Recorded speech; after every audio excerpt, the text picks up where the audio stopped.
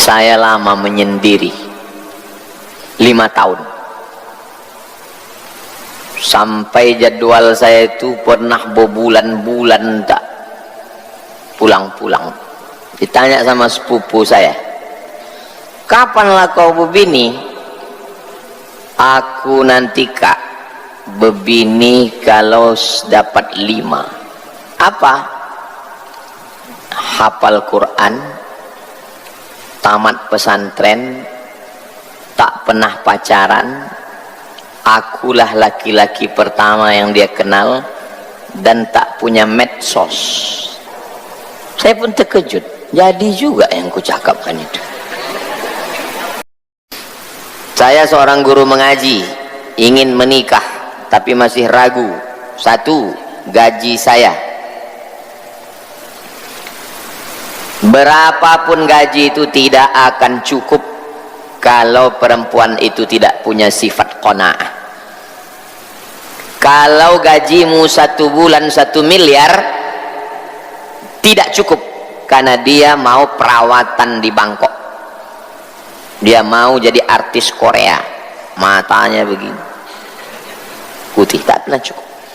Maka sebelum nikah, waktu ta'aruf itu yang paling penting adalah mengetahui, memahami. Jangan bohong dari awal, jangan bohong. Aku bukan ustadz artis, aku nih ustadz kampung. Aku tinggal di kampung, bukan cuma di kampung, di hutan aku tinggal, namanya Rimbo Panjang.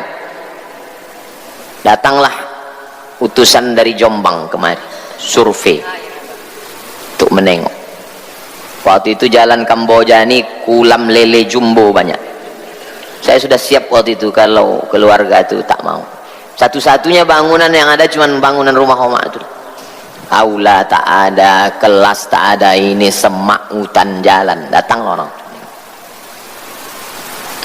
Aku bukan ustadz artis. Aku kalau mau nikah, kalau tak mau bunga bukan setangkai, kumbang bukan seekor, patah tumbuh hilang berganti, hilang 1 tumbuh 1000. Tapi dalam hati cemas juga saya. Ini kalau nggak jadi payah ini nyarinya. Tapi jangan ditunjukkan kecemasan kita. Nah, jangan bohong. Saya meminta datang nengok kemari, jangan bohong, kasih tahu jujur. Rumah saya belum ada. Iyakunu fuqara yughnihimullah. Kalau fakir, Allah mengasih rezeki. Saya tanya sama santri, anak-anak santri, ya Ustadz, kita dapat sapi 15, yang 4 itu sapi limosin 1 ton. Gara-gara aku kalian dapat sapi, atau gara-gara kalian sapi itu datang?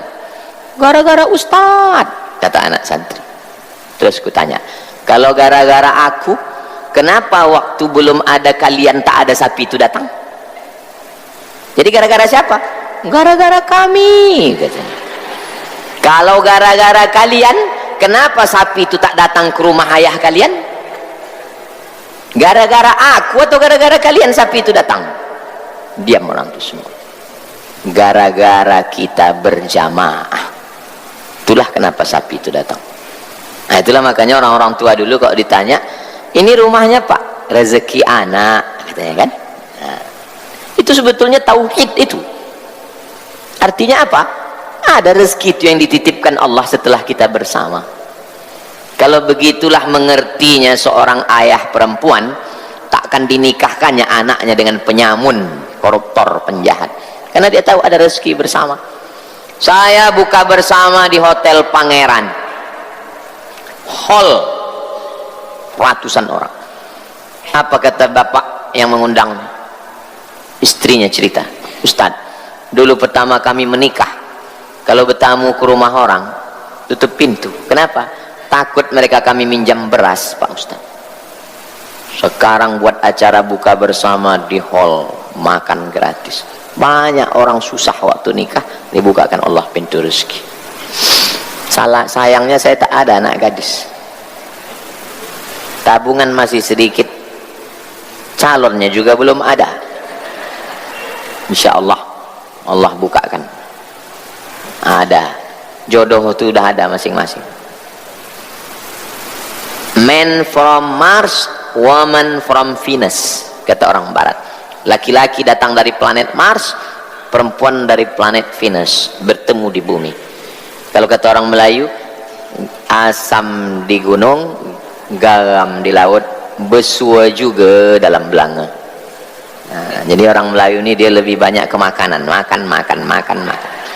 Kalau orang barat dia lebih banyak ke ilmu, astronomi. Tapi sebetulnya substansi maknanya sama, bahwa dipertemukan Allah. Jodoh itu dipertemukan Allah. Saya lama menyendiri 5 tahun, sampai jadwal saya itu pernah berbulan-bulan tak pulang-pulang, kosor. Pernah saya sebulan kosor, enggak apa, pulang tak ada bini. Ditanya sama sepupu saya, kapanlah kau berbini? Aku nanti kak berbini kalau dapat 5. Apa? Hafal Quran, tamat pesantren, tak pernah pacaran, akulah laki-laki pertama yang dia kenal, dan tak punya medsos, tak punya Instagram, tak punya FB. Kata sepupu saya, sampai mati kau tak berbini. Sesudah saya nikah dengan Ustazah Fatimah, yang saya cakapkan itu betul. Dia tamat pesantren, tak pernah kenal laki-laki, tidak punya medsos, tak punya handphone, tak ada akunnya. Saya pun terkejut, jadi juga yang kucakapkan itu. Hati-hati bercakap. Cakap betul kata orang tua dulu, hati-hati bercakap, cakap itu doa kata dia. Mau diaminkan malaikat. Mohon arahannya Pak Ustadz. Arahannya begitulah. Kalau ada calon boleh kasih Pak Ustadz. Oh, ada banyak ustazah kalau mau.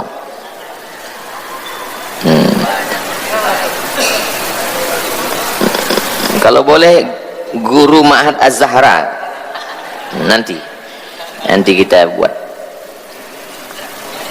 Nanti kalian yang lajang-lajang datang duduk, nanti suruh orang tu bawa teh biar kalian tengok. Waktu kalian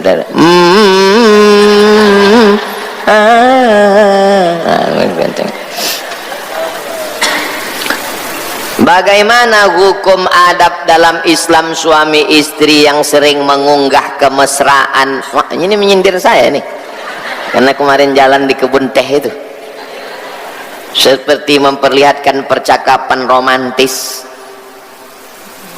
panggilan sayang, atau momen-momen yang sangat pribadi, di mana batas antara berbagi kebahagiaan sebagai bentuk syukur dengan membuka privasi rumah tangga yang seharusnya dijaga. Apakah terdapat dalil atau tuntunan dari Al-Quran Sunnah yang dapat menjadi pedoman bagi kaum muslimin dalam menyikapi fenomena ini? Sebelum kita posting, kita tanya dulu pendapat orang. Ini bukan masalah halal haram, tapi ini masalah pantas atau tidak pantas, layak atau tidak layak. Tanya dulu, kira-kira kok ku posting ini cocok? Saya posting gambarnya jauh, jangan dekat. Supaya apa? Saya kan mengisi materi marriage life series, supaya suami mengajak istrinya healing, liburan. Jangan sampai bini itu mati dia. Sesuai kemampuan kita masing-masing, itu maksudnya. Tapi bukan bisa ditengok posting, jangan pula tiap hari posting, sekali-sekali posting. Anak ada, anak dibawa, tunjukkan. Itu saya tontonkan dulu ke, coba tengok cocok tak, tengok, oh ini tak layak nih Ustaz, jangan posting. Adab menutup aurat, tidak sempit, tak transparan, tidak berlebihan. Ada yang diukur dengan syariat, halal, haram, makruh, mubah. Ada yang diukur dengan perasaan. Dua-dua ini dipakai. Adat bersendi syarak, syarak bersendi kitabullah. Kita sebagai orang Melayu, orang Jawa, Minangkabau, orang Batak, orang Bugis, orang Banjar, kita setelah berislam nih, adat kita tak hilang. Nah, adat-adat ini kita jaga baik-baik. Mudah-mudahan Allah menjaga kita semua insyaallah. Ala hadhihi niyah al-Fatihah.